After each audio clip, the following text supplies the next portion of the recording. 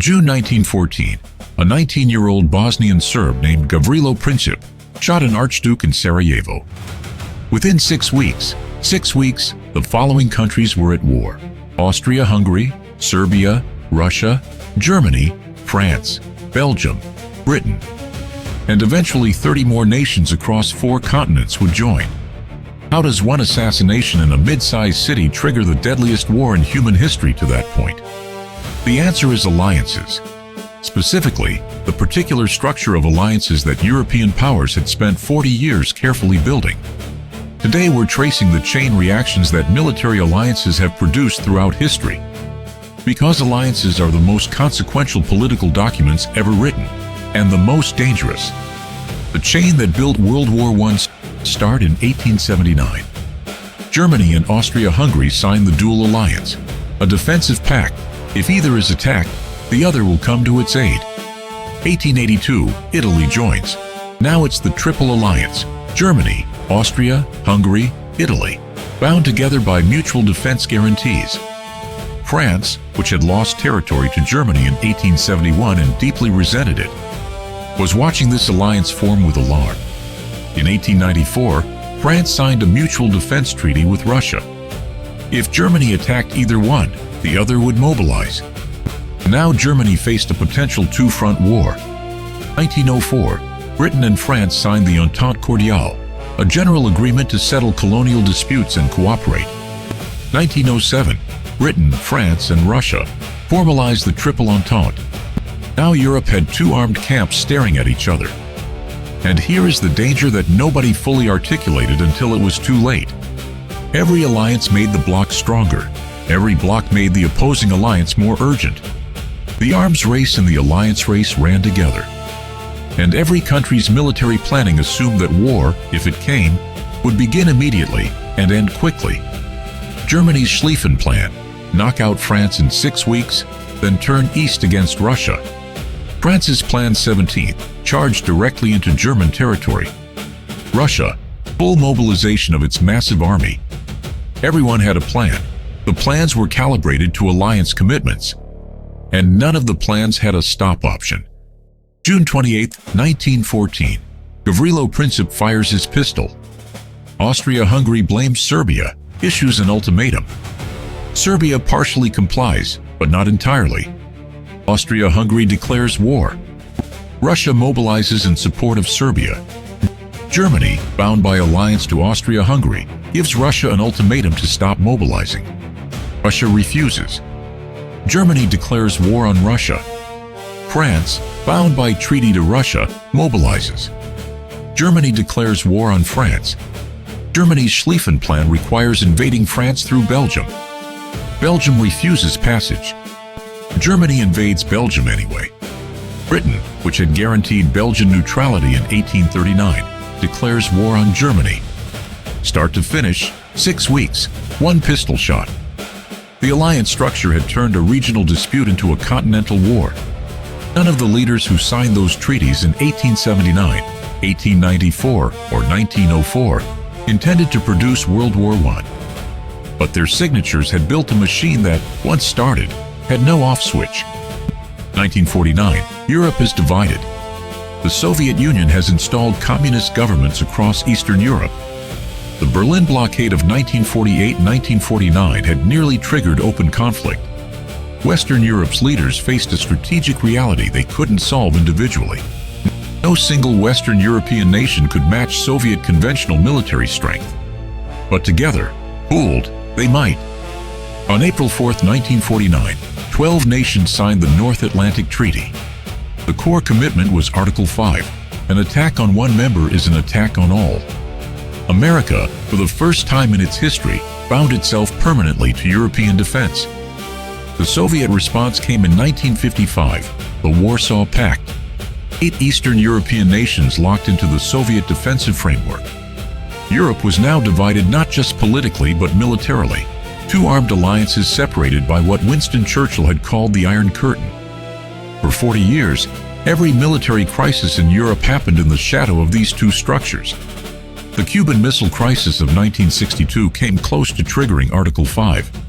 Every Soviet military move in Eastern Europe was measured against NATO's response threshold. Every NATO exercise was watched from Warsaw Pact positions. The alliances had created stability through the mutual certainty of catastrophic retaliation. Deterrence, the ability to destroy the other side so completely that neither side would start. This was the Cold War's logic, and it held for 40 years, exactly as long as the alliances remained credible. The AUKUS moment, alliances in the 21st century. In September 2021, the United States, United Kingdom, and Australia announced a new trilateral security partnership. AUKUS, named from the initials of its three members. The centerpiece, the US and UK, would help Australia acquire nuclear-powered submarines. France, which had been in the middle of a $90 billion submarine deal with Australia, found out about AUKUS hours before the public announcement. The deal was cancelled. France recalled its ambassadors from Washington and Canberra. One French minister called it a stab in the back. AUKUS didn't just cancel a contract, it realigned the strategic architecture of the Indo-Pacific.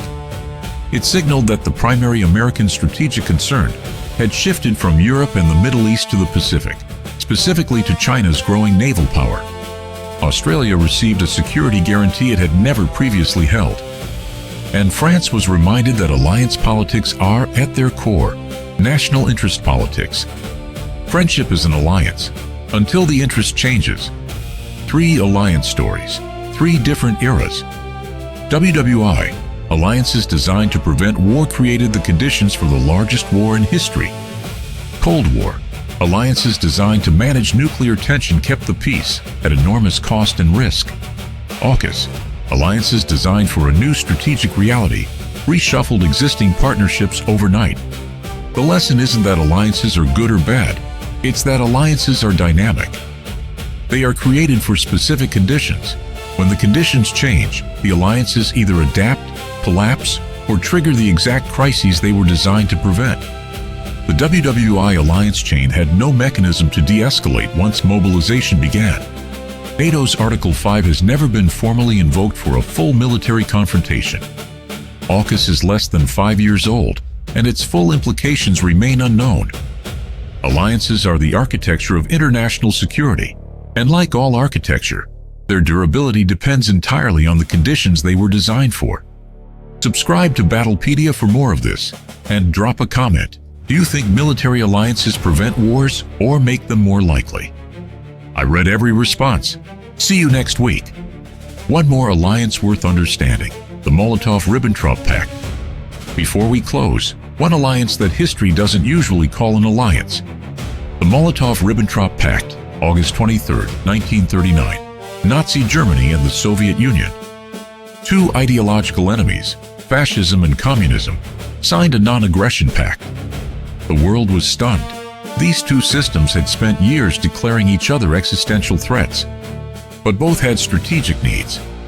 Germany needed to avoid a 2-front war when it invaded Poland. The Soviet Union needed time to rebuild its military after Stalin's purges had decimated its officer corps. The public pact said, "We won't attack each other." The secret protocol said, "We'll divide Eastern Europe between us." Poland was divided on a map before the first shot was fired. 8 days after the pact was signed, Germany invaded Poland from the west.